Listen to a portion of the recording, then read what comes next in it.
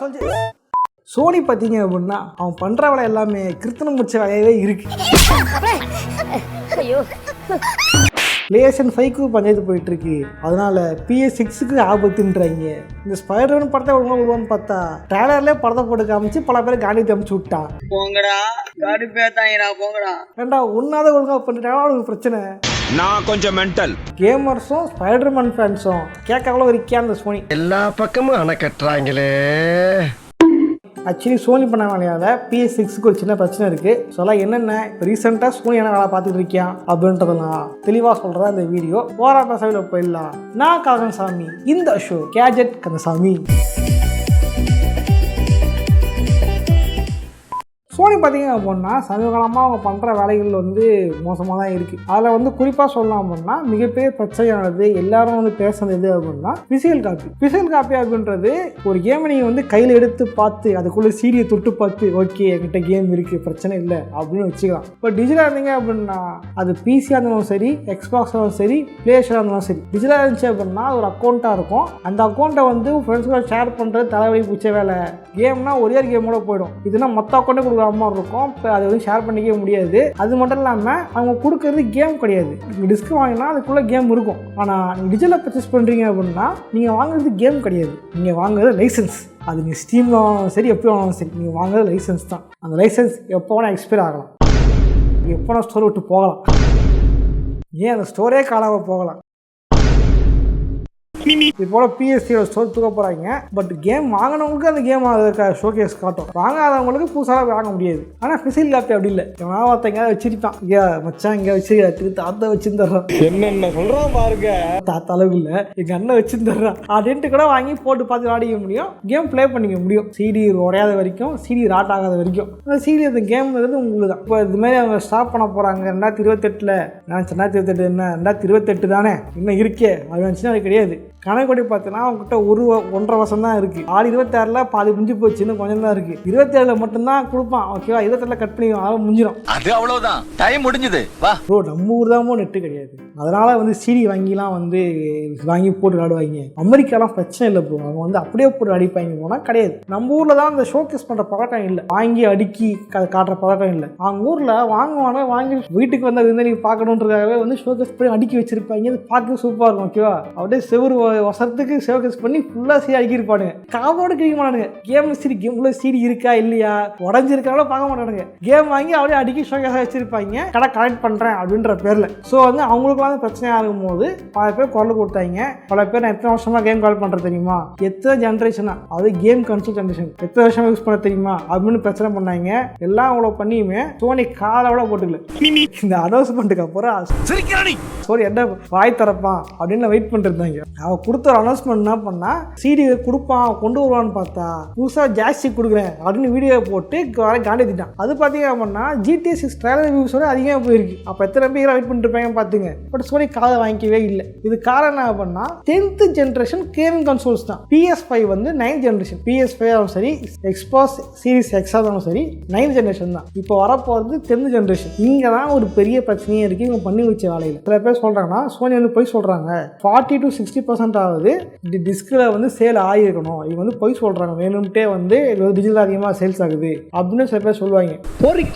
பொறுக்கி என்ன பண்ணா, நம்ம ஊரில் ஃப்ரீ ஃபயர் ஆடுறதுக்கு மொபைல் வாங்குறாங்க இல்லையா, அவனுங்க ஊரில் என்ன பண்ணுவாங்கன்னா ஃபோர்ட்நைட் ஆடுறதுக்கு வந்து PS5 வாங்குவாங்களாம். அவன் வந்து கேம் பர்ச்சேஸ் பண்ணவே மாட்டான், அவன் ஃபோர்ட்நைட் ஆட்டு ஓடிடுவான். ஏன்னா பிசி கம்பேர் பண்ணும்போது ப்ரைஸ் கம்மி. அதே மாதிரி டிஸ்கோட அவைலபிலிட்டி ரொம்ப கம்மி. சரியா சொல்லலாம், நான் வந்து இந்த கேம் வாங்கணும் ஆசை, Silent Hill 2 வாங்கணும் ஆசை. அது வந்து செகண்ட் ஹேண்டில் வரும் பார்த்தா வரல. சரி ஃபஸ்ட் ஹேண்டே வாங்கிடலாம் அப்படின்னு காசு எடுத்து வாங்கலாம்னு பார்த்தா எந்த கடையிலுமே அவைலபிலிட்டி இல்லை. சாம்பார் சாதம் இருக்கா, ஆயிப்போச்சு. சரி போய் பிரிஞ்சு ஏற்றணும், ஆயிப்போச்சு. சரி போய் தை சாதமாக ஏற்றணும், காலையிலே ஆயிப்போச்சு. நீ போய் ஆயிப்போ. இந்த குறிப்பிட்ட சில கேம் மட்டும் தான் இருக்குது. என்னென்ன கேம் அது, God of War, Ragnarok, God of War, Uncharted, Last of Us. இந்த கேம் மட்டும் தான் ரீஸ்டாக்கே பண்ணுறாங்க. அது மட்டும் தான் விற்குதுன்றாங்க. இந்த ரீஸ்டாக் இஷ்யூவால் தான் வந்து PS3 பல கேம் PS3 படுத்துக்குச்சு. ஓகே, அதுக்கப்புறம் PS4 கூட வரவே இல்லை அந்த கேம்ஸ்லாம். ஆனால் நீங்கள் டிஜிட்டல் வாங்கினீங்க அப்படின்னா எப்போ வாங்கினா எத்தனை கேம் வாங்கி முடியும் இல்லையா, அதெல்லாம் வாங்கியிருப்பாங்க. ஸோ வந்து இந்த மாதிரி வந்து இருக்கின்ற பிரச்சனைகள் இருக்கின்றன. தெரிஞ்சது என்ன பிரச்சனை பார்த்தீங்க அப்படின்னா ப்ரைஸ் ஹைக்கிங் தான். சோனி டிஸ்க் மட்டும் கட் பண்ணல, சோனி நிறைய வேலை பார்த்துருக்காங்க. எல்லாத்தோட ப்ரைஸ் ஹைக் பண்ணிட்டாங்க. ஃபர்ஸ்ட் கன்சோலோட ப்ரைஸ் ஹைக் பண்ணி வச்சிருக்காங்க. ஏன்னா GTA 6 வருது, இந்த ஒரு கேம் வருதுனால 44,000 ரூபாயிலிருந்து 50,000 ரூபாய்க்கு வித்துட்டு இருந்த கன்சோலை 72,000 ரூபாய்க்கு ப்ரைஸ் பண்ணி வச்சிருக்காங்க. சில காலம் 80,000 ரூபான்றான், 90,000 ரூபான்றான். நல்லாவே இருக்க மாட்டேங்கிறா. இன்னும் ப்ரோலாம் வந்து 1 லட்சம் கிட்ட சொல்றானுங்க இந்த ஒரு கேம் வருது அப்படிங்கோசரம். ரெண்டாவது பார்த்தீங்க அப்படின்னா சப்ஸ்கிரிப்ஷன் ப்ரைஸை ஹைக் பண்ணிட்டான். ஆனால் கம்பேர் பண்ணும்போது ஒரு 3 மாதத்துக்கு பார்த்தீங்க அப்படின்னா ஒரு கேம் ஒரு புது சீரி வாங்குறதுக்கு பதில் ஒரு 3 மாதம் போடலாமே, நிறைய கேம் சாயிலாமே அப்படின்னு இருந்துச்சு. இனி பார்த்தா எல்லாத்தோட ப்ரைஸே அதிகப்படுத்திட்டான். இப்போ உங்களால் பழைய ப்ரைஸ் வாங்க முடியாது, எல்லாம் 1000 ரூபாய் கிட்ட ஏற்றி வச்சுட்டான். திரும்ப சப்ஸ்கிரிப்ஷன் போடலாமா வேணாமன்ட்டு யோசிக்கிற மாதிரி தான் இருக்கு. சப்ஸ்கிரிப்ஷன் ஏற்றியாச்சு, இது ஏற்றியாச்சு. இப்போ கேம்ஸ்லாம் வந்து ஃபிசிக்கலில் வராது. ஆனால் உன்னால் போயிட்டு செகண்ட் ஹேண்ட் சீரி வாங்கி விளாட முடியாது. பிசியில் வாங்குறது ப்ளஸ் பண்ண தெரியுமா, முதல் கேம் ஒன்று வரும். இப்போ ரெசிடென்ட் ஈவில் ரெக்யூம் இருக்குன்னு வச்சிங்களேன், அந்த கேம் வரும்போது 5000 ரூபாய்க்கு வந்துச்சு. அதை வந்து ஒருத்தன் சீடி வாங்கி வரான்னு வச்சிங்களேன், வாங்கி விட்டு அந்த சீடி சும்மா தான் இருக்கும். சீடி என்ன பண்ண விற்றுருவான், 5000 ரூபாய் வாங்கினேன் என்ன 4500 ரூபாய் வச்சுக்கோ அப்படின்ட்டு விற்றுருவாங்க. யாரு அவன் விளாட்டு என்ன பண்ணால் அவன்கிட்ட விற்றுருவான். இப்போ நான் இந்த செகண்ட் ஹேண்டில் வந்து மாறிட்டே இருக்கும். இதுக்கும் சோனிக்கும் சம்மந்தம் இல்லை, ஓகேவா? இது வந்து வாங்கி இவங்களுக்குள்ளேயே வந்து பண்ண மாற்று பண்ணிக்கிற வேலை. இதை வந்து டிஜிட்டல் இருந்துச்சுன்னா பண்ண முடியாதா? இப்போ இவங்க என்ன ரேட் சொல்லணும் அதான் நீ வாங்கி ஆகணும். Because money is always ultimate. அப்போ கேமோட ப்ரைஸும் ஏறும். ஏன் கேமோட ப்ரைஸ் ஏறும் நான் சொல்கிறேன்னா, ரொம்ப வருஷமாகவே ஒரு டிபேட் ஒன்று இருக்குது. கேம்ஸ் உருவாக்குறதான காஸ்ட்ன்றது ஏறிக்கிட்டே இருக்குது. கிராஃபிக்ஸ் ஏற ப்ரொடக்ஷனோட காஸ்ட் அதிகமாகிட்டே போகுது. ப்ரொடக்ஷன் காஸ்ட் அதிகமாகிற அளவுக்கு கேமோட ப்ரைஸ் வந்து ஏற மாட்டேங்குது அப்படின்ட்டு ஒரு பேர் குற்றச்சாட்டு ஒன்று சொல்லிட்டு இருந்தாங்க ரொம்ப வருஷமா. ஸோ அதனால் கேமோட ப்ரைஸ் ஏறிச்சு அப்படின்னா நாளைக்கு யார் வந்து ஒரு கேம் வாங்கி விளையாடுறதுக்கு முன்னூறுவா? பழைய ப்ரைஸே பார்த்தீங்க அப்படின்னா ரொம்ப பெருசு தான், நம்ம ஊருக்கு ரொம்ப பெருசு. 4000 3000 வாங்கணுமா அப்படின்ட்டு யோசிப்பாங்க. நான் தான் இருக்கேன்ல. 10th ஜெனரேஷன் கன்சோல்ஸ் தான் PS6 அடுத்து வரப்போ எக்ஸ்பாஸ் ஹீலிக்ஸும். இவன் எப்படி பண்ணுறான்னு பார்த்தா ஹீலிக்ஸ் அதுக்கு மேலே ஆஷா அக்கா முதல்ல வந்தாங்க, வந்துட்டு நம்பிக்கை கொடுக்கும் அளவுக்கு முதல்ல லோகோலாம் மாத்திரம்ப்பா, நீங்கள் ஆசைப்பட்டாவே பண்ணி தரப்பா அப்படின்னாங்க. திடீர்னு பார்த்தா அவங்களுக்கு கீழே இருந்த சில ஸ்டுடியோஸை ஈர்த்து முட்டாங்க, இங்கே போய் லே ஆஃப் பண்ணிட்டாங்க. கேமிங் இண்டஸ்ட்ரியிலே மிகப்பெரிய லே ஆஃப் இப்போ தான் அப்படின்னு சொல்லியிருக்காங்க. சரி ஓகே, லே ஆஃப் பண்ணிட்டீங்க, எப்போ கேம் வரும்ட்டு வெயிட் பண்ணிட்டு இருக்கேன். வேலை அடுத்த கன்சோல் மட்டும் ஏதாவது ஆகட்டும், அப்புறம் இருக்கு பயமா அது கடிச்சிடாத. 10th ஜெனரேஷன் கேட்டிங்க அப்படின்னா கண்டிப்பாக ப்ரைஸ் ஹைக் பண்ண தான் போகிறாங்க. ரீசெண்டாக பார்த்தீங்க அப்படின்னா ஏஐக்கு தேவையான ஹார்ட்வேர்ஸை உருவாக்குறது தான் பெரும்பாலான கம்பெனிகள் வந்து முனைப்பாக இருக்காங்க. அதெல்லாம் தொடர்ந்து பண்ணிகிட்டு இருக்காங்க. அதில் மிகப்பெரிய லாபத்தை எட்டிருக்காங்க பெரிய பெரிய கம்பெனிஸ் தான். குறிப்பாக சொல்லலாம் NVIDIAவும் AMDயும் எடுத்துக்கலாம். இவங்கெல்லாம் பார்த்தீங்க அப்படின்னா ஏஐ டேட்டா சென்டருக்கு வந்து சிப் மேனுஃபேக்சர் பண்ணி கொடுத்துக்கிட்டு இருக்கீங்க. இத்தனை நாள் NVIDIA கிராஃபிக்ஸ் கார்டு விற்று பார்த்த லாபத்தை விட இவன் ஏஐக்கு ஒர்க் பண்ண போனதுக்கு அப்புறம் தான் அதிகம் லாபம் மாற்றிருக்கேன். கடவுளும் மெட்டி பார்க்காத அளவுக்கு மிகப்பெரிய லாபம் அப்படின்ற மாதிரி. உங்களுக்கு கஷ்டம் இருக்கிற வரைக்கும் நம்ம கையில காசு இருக்கும். நாங்கெல்லாம் உஷாராயிட்டோம்னா இப்போ என்ன ஆச்சு, எல்லாருமே ஏஐக்கு சிப் மேனுஃபேக்சர் பண்ண ஆரம்பிச்சிட்டாங்க அப்படின்னா PS6 பண்ணுறதுக்கான ஒரு கிரைசிஸ் உருவாகும். அப்படின்னா அவன் ஸ்டாக் கம்மியாக இருக்கும். ஸ்டாக் கம்மியாக என்ன பண்ணுவாங்க, ப்ரைஸ் ஹைக் பண்ணுவாங்க. இப்போ ப்ரைஸ் அதிகமாகிடுச்சுன்னா எத்தனை பேர் PS6 வாங்கணும்னு நினைக்கிறீங்க? PS6 டிஸ்க்கும் போட முடியாது. நிறைய பேர் டிஸ்க் வாங்கி வச்சிருப்பேன். நான் டிஸ்க் வாங்கி வச்சிருக்கேன், 10 வாங்கி வச்சிருக்கேன். எதுவுமே அதில் போடவே முடியாது. இதை போட சில பேர் PS5 Pro வாங்கி டிஸ்க் போடுறதுக்கு தனியாக வந்து டிஸ்க் ட்ரைவ் தனியாக வாங்கி உள்ளே போட்டு கிளம்பி யூஸ் பண்ணுறாங்க. என்ன ஒரு புத்திசாலித்தனம்.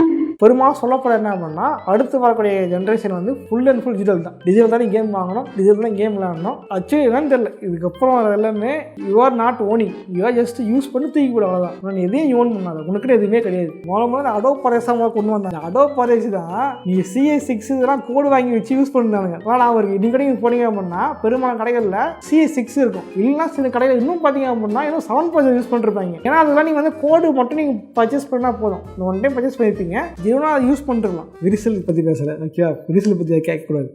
விரிசல் இல்லாமல் ஒரு ஜெனுவனாக யூஸ் பண்ணோம் அப்படின்னா ஒரு வாட்டி வாங்கிட்டு ஓன் பண்ணி யூஸ் பண்ணிக்கலாம். இப்போ அடோப் ப்ராடக்ட்ஸ் எதுவுமே ஓன் பண்ண முடியாது. எல்லாம் சப்ஸ்கிரிப்ஷன் தான். வருஷத்துக்கு நீ போகலாம், மாதத்துக்கு போகலாம். மாதம் முடிஞ்சதா கிடையாது, வருஷம் முடிஞ்சதா கிடையாது. திரும்ப காசு கட்டணும். இவனுமே இப்போ ஆகிட்டான். இப்போ எத்தனை பேர் PS6 வாங்குவாங்க? ரொம்ப கம்மி தான். ரொம்ப ஹைக்காக இருக்குது, இது PC ரேட்டு கிட்டே இருக்குது, இதில் PC வாங்கிட்டு போயிடுவேன் அப்படி யோசிக்க ஆரம்பிச்சிருவாங்க. ஏன்னா PC வாங்கினா வீடியோ எடிட்டிங் பண்ணலாம், இல்லை அக்கா கடைகளுக்கு போயிட்டு ஜாலியாக என்ஜாய் பண்ணலாம், இல்லை புதுசாக லேர்ன் பண்ணலாம், கோடிங் கற்றுக்கலாம். இது மாதிரி நிறைய விஷயங்கள் இருக்குது. ஃபோட்டோ எடிட்டிங் பண்ணலாம், நிறைய வேலை இருக்குது. பட் பிளேஸ்டேஷன் வாங்கினோம் அப்படின்னா கேம் மட்டும் தான் ஆட முடியும். வெறும் கேம் ஆடுறதுக்கு மட்டும் இவ்வளோ செலவு பண்ணோம்னு மக்கள் யோசிக்க ஆரம்பிப்பாங்க. இதான் என்ன பண்ணாங்க, மக்கள் PC பக்கம் போயிடுவாங்க. PC பக்கமும் பிரச்சனை போயிட்டு இருக்கு, எல்லாம் ப்ரைஸ் ஹைக் பண்ணிட்டு இருக்காங்க. இல்லை வேற ஏதாவது ஆப்ஷன் பக்கம் போயிடுவாங்க. இல்லை எனக்கு PS5 போதும் அப்படியே உட்காந்துக்கிறேன் அப்படின்னு உட்காந்துருவாங்க. அந்த ரூமில் அப்படியே பார்த்தீங்கன்னா PS6ல PS4ஓட கேம்ஸும் ரன் ஆகும், PS4ஓட வெர்ஷன் கேம்ஸ் இருக்கு இல்லையா அதுவும் ரன் ஆகும். ஏன்னா PS5 கம்பேர் பண்ணும்போது 4க்கு தான் கேம்ஸ் கவுண்ட் அதிகம். அப்போ யார் வந்து PS6 வாங்குவாங்கன்னு நினைக்கிறீங்க?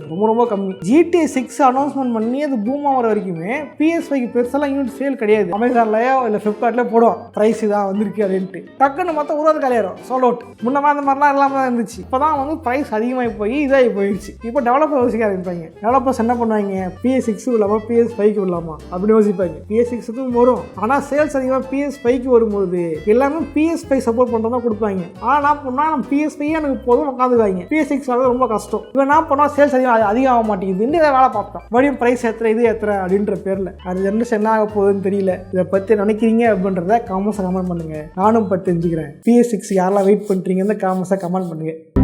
ஓகே, 10th ஜென்ரேஷன் கன்சோல்ஸ் எப்படி வரும் அப்படின்னு நினைக்கிறத காமெண்ட்ஸை கமெண்ட் பண்ணுங்க. நானும் போய் தெரிஞ்சுக்கிறேன். அப்புறம் இந்த மாதிரி கமெண்ட் பண்ணலாம் அப்படின்னு காமெண்ட்ஸ் கமெண்ட் பண்ணுங்க. சோனி வேற கிருத்தினாலா பண்ணியிருந்தாங்கன்னா காமெண்ட்ஸ் கமெண்ட் பண்ணுங்க. நானும் அதை போய் தெரிஞ்சுக்கிறேன். அப்புறம் இதே மாதிரியான இன்னொரு சுவாரஸ்யமாக சந்திக்கிறேன்.